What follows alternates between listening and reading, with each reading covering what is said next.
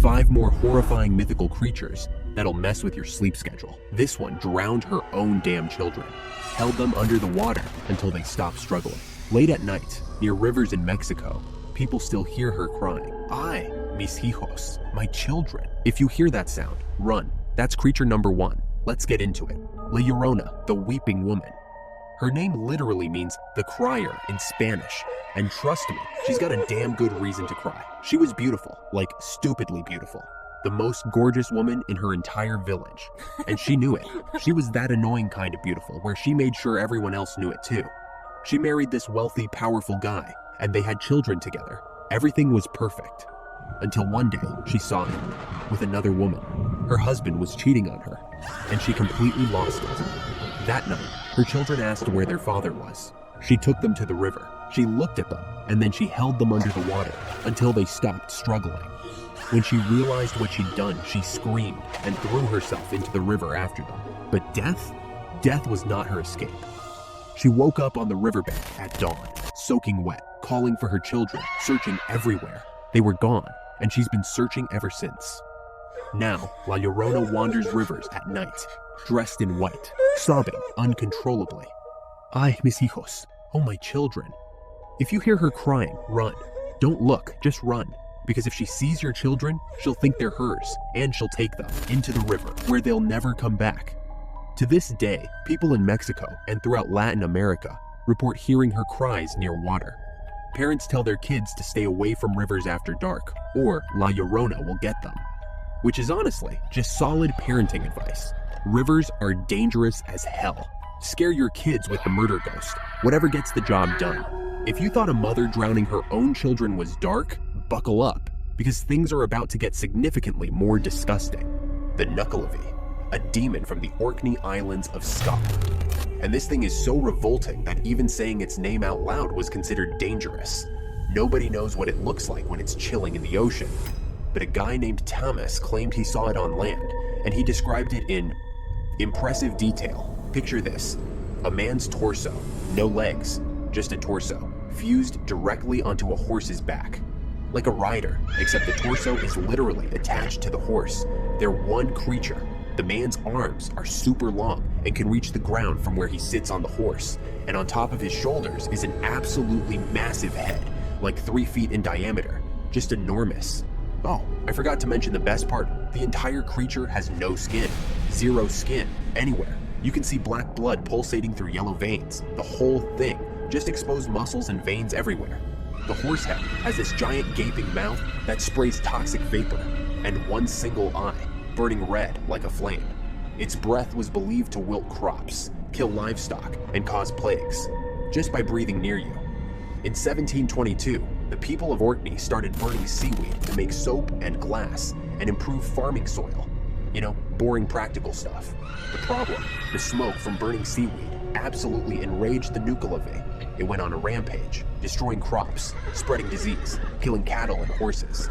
The whole disaster spread to every island that was burning seaweed. The Orkney people were like, well, crap. This has backfired spectacularly. Now here's the good news. Like most sea demons, the Nuckelavee can't cross fresh water. So if this skinless nightmare horseman is chasing you, just jump over a creek and hope for the best. Will it save your ass? Maybe. Couldn't hurt to try. Up next is a creature that's way more modern, and way more likely to actually be standing behind you right now. Kuchisake-Onna, the slit-mouthed woman. Japan, 1970s. This is recent, people. You're walking home alone at night. A woman approaches you. She's wearing a surgical mask, which is pretty normal in Japan, so you don't think much of it. And then she asks you a question. Am I pretty? Now, you've heard this story. You know exactly what's happening. But what do you say? No. If you say no, she pulls out scissors and kills you right there. Dead. That's it. Story over. If you say yes, she slowly removes her mask. Her mouth is slit from ear to ear, like someone took a knife and carved her face into a permanent smile. And then she asks again, how about now? If you scream or say no, she kills you with the scissors. If you say yes, she follows you home and slits your mouth to match hers. So you can be pretty too. How incredibly sweet of her. There is no right answer. You're just completely screwed. Good luck with that. Well, actually, there are a few ways to escape. You can say you're average. Apparently, she gets really confused by this and hesitates long enough for you to run. Or you can throw candy at her. She'll stop to pick it up, because apparently even murder ghosts can't resist candy. Who the hell knew? The legend says she was a beautiful woman who was mutilated by her jealous husband, or a victim of a botched surgery, or a woman who got her mouth slit in a car accident. The origin story changes depending on who you ask, but the encounters, those are consistent. In 1979, there was a mass panic in Japan. Hundreds of people reported seeing her. Schools sent children home in groups. Police received so many reports, they had to issue public statements. And people still report seeing her today, walking around cities at night, wearing a mask, waiting to ask her question. So next time you're in Japan and someone asks if they're pretty, maybe just throw candy and run. Don't risk it. Next up is a creature that takes family curses to a whole new level of disturbing. But first, if you're enjoying this, hit that like button and subscribe for part 3. Or not, and risk Kuchisake-Onna asking if you're pretty. Your call. The Nachzehrer, Germany, 1700s. This thing is technically a vampire, but not the sexy Twilight kind. The absolutely horrifying oh god why kind. Here's how it works. A man dies, normal death. He gets buried. Everything seems fine. But 3 nights later, his widow hears something, a sound, coming from underground, from his grave. A wet, chewing sound. Because down in his coffin, the Nachzehrer has woken up, and it's eating its own burial shroud, its own clothes, its own flesh, chewing and chewing. And here's the really fun part. As it chews, members of its family start dying, one by one. First the daughter, then the son, then the widow. The Nachzehrer is eating its way through the family, from beyond the grave. The only way to stop it? Dig up the body, put a coin in its mouth, so it chews the coin instead of itself. Or, just cut its head off and burn the damn thing. That works too. People in Germany genuinely believe this. If someone died and then their family members started mysteriously dying one after another, they'd exhume the body. And sometimes they'd find the corpse in its coffin, burial shroud torn and chewed, mouth full of fabric. Was it actually a supernatural creature? Or just decomposition gases and disturbed graves? Who knows? But I'll tell you this, if I heard chewing sounds coming from a damn grave, I'd be moving to a different country, immediately. Maybe a different continent. And finally, the last creature on this list. A vampire with a design flaw that honestly should have been caught in the prototype phase. Whoever designed this thing screwed up. Before Dracula, before any of that, some people are just born cursed. 7th child of a 7th child.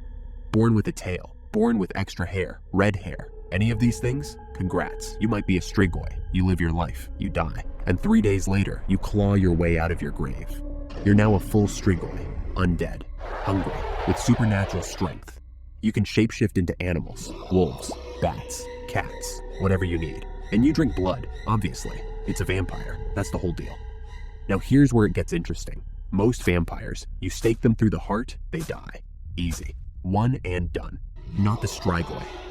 The Strigoi has 2 hearts, so you stake it through the heart, and it just keeps going, because you got the wrong heart. Romanian villagers would exhume suspected Strigoi corpses, and if they found the body hadn't decomposed properly, they'd know. They'd have to stake it through both hearts, then behead it, then burn it, and scatter the ashes. Because if you only get 1 heart, it wakes back up. Imagine being the guy who staked the vampire, walked away feeling accomplished, and then it just stands up behind you. Nice try, pal. The Strigoi legend is why Bram Stoker set Dracula in Transylvania, Romania. He researched Romanian folklore and was like, yeah, this is the one. This is where the vampires live. And honestly, if I lived in a place where corpses might have 2 hearts and could shapeshift, I'd be telling vampire stories too. 5 creatures from history that terrified entire civilizations. La Llorona still wanders rivers in Mexico. The Nuckelavee is still feared in Scotland.